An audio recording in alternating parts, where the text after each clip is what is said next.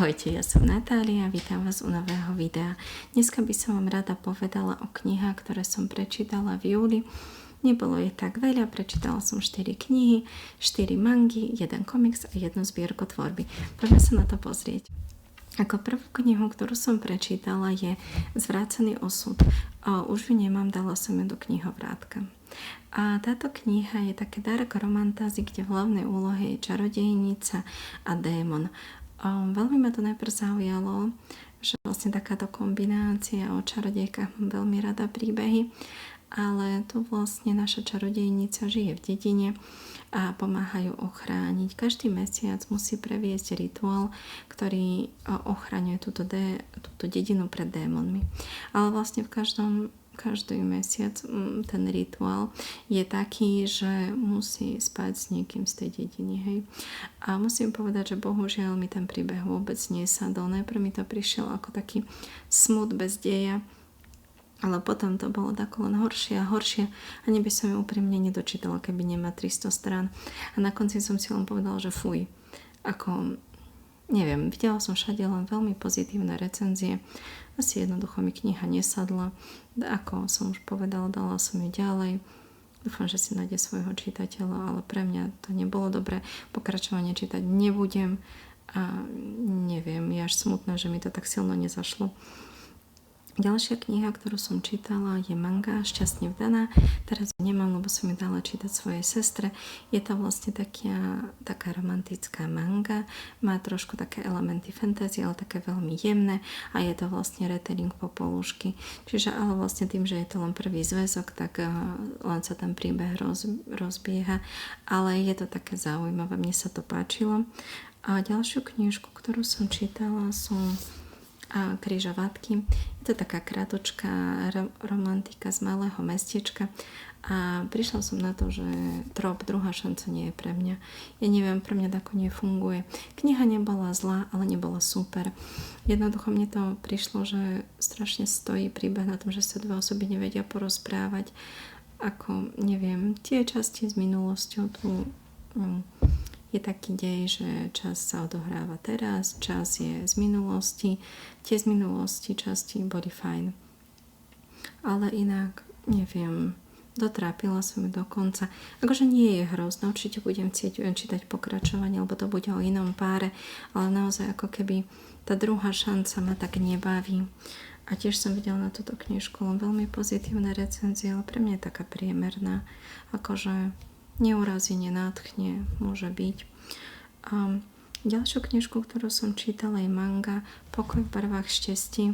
Toto tiež číta moja sestra. Je to taká manga, kde je taký zaujímavý príbeh, že čo ak by sa k nám únosca správal lepšie ako vlastní rodičia.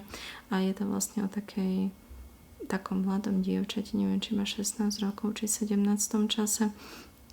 Je unesená nejakým chlapcom a podľa všetkého sa ukazuje, že ju rodičia doma týrali a tiež je to len taký akože začiatok príbehu. Nebolo to zlé, ani také super, ale zaujalo ma to a myslím, že budem pokračovať ďalej. Potom som čítala ešte jednu mangu Detektívna z cesti. To je vlastne spin-off k tomuto Pokoju v barvách štestí a to mi prišlo také zaujímavejšie. Je to taká detektívna manga, kde vlastne detektív z určitých okolností musí vyšetrovať také prípady, preto aby pobavil boháča. Hej, tak. Ale bolo to celkom fajn. Mne to prišlo fakt akože zaujímavejšie a budem rada pokračovať. A myslím, že som videla, že majú byť len 3 časti. Čiže tiež nebude to milión častí.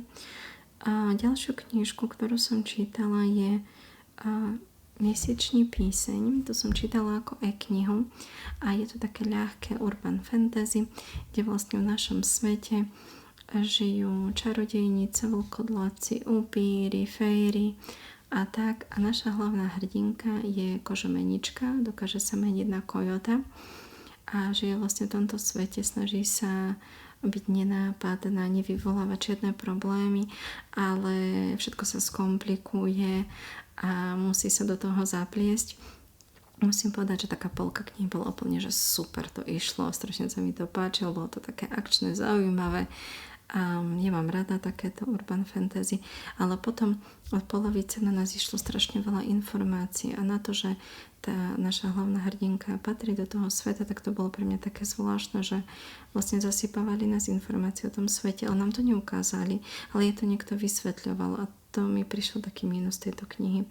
Táto séria má strašne veľa častí, neviem či nie 12, 14, fakt akože veľa a rozmýšľam, či pokračovať. Lebo hodnotila by som to tak 3 z 5, bolo to fajn, ale nebolo to super. Uvidím. Možno sa ešte rozhodnem, že do toho pôjdem, ale neviem.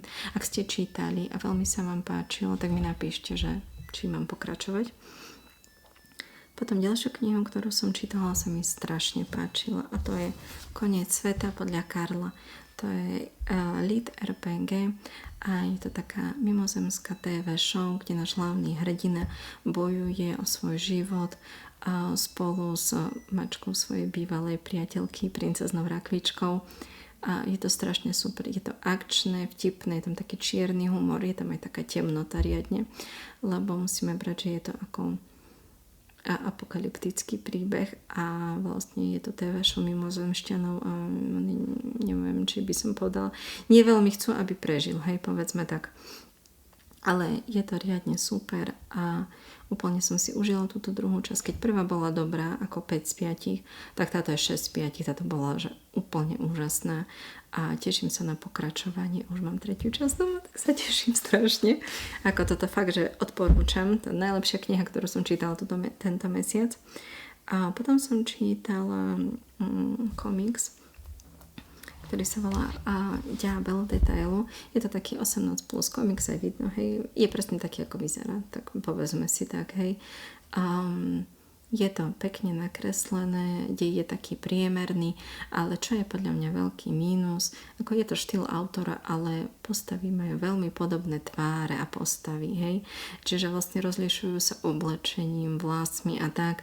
A niekedy ma to až prestávalo baviť, že neviem, čakala som trošku lepšie, ale akože kresba je pekná, ale neviem, či budem pokračovať, ešte sa musím rozhodnúť.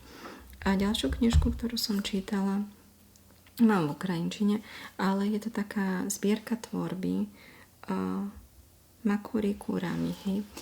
A táto zbierka tvorby je taká, že sú tu také ilustrácie a pomedzi to sú časti mangy.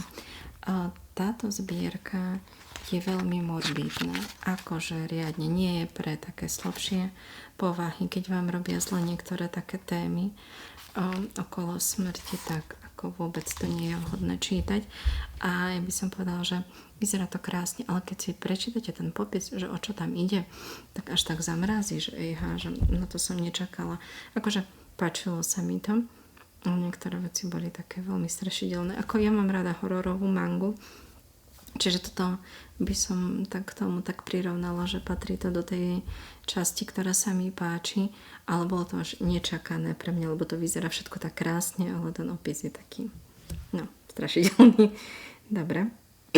A potom posledné, čo som čítala tento mesiac, bolo to strašne super, je manga One Piece. Ja som vlastne najprv pozerala seriál, lebo vtedy ešte ani nebol preklad český, a ten sa mi strašne páčil aj prvá, druhá séria a keď som pozerala prvú sériu, tak som začala hľadať, či náhodou nie je ako preložená po česky a nebola ešte vtedy, tak som začala čítať po anglicky a musím povedať, že tam sa používali niektoré také ako keby námornícke výrazy a ja som veľmi nerozumela, že pomáhala som si aj prekladačom a tak, ale prvé 3 časti som prečítala a potom som videla, že bude vlastne preklad česky, tak som si povedala, že počkám, lebo tých častí je strašne veľa, myslím, že som pozerala, že 114 je týchto zväzkov v japončine a teraz máme preložených 16 po česky, ale je to strašne super, je to príbeh vlastne taký o našom hrdinovi Luffy, ktorý chce sa stať kráľom pirátov. Chce nájsť akože poklad One Piece a chce sa stať kráľom pirátov. Je to taká ako pirátska manga, ale sú to aj také fantasy prvky, ale až na takom hrane absurdu. Ale toto úplne všetko super pracuje. A je to veľmi zábavné, akčné. Sú to akože aj také vážnejšie momenty, keď sú príbehy našich hlavných hrdinov alebo ostatných a mne sa to strašne páčilo. Prečítala som už 5 častí a je to také strašne dobré, že teším sa na ďalšie. Takže takto určite všetkým odporúčam One Piece, pozrite si. A keď sa vám nepáči manga, aspoň pozrite seriál, lebo to naozaj stojí za to. Takže to je všetko, čo som prečítala tento mesiac. Čítali ste niečo z toho? Alebo aké dobré knihy ste vy prečítali v júli? Ak sa vám video páčilo, dajte mi like a dajte sledovať kanál a do nových videí. Pa, pa.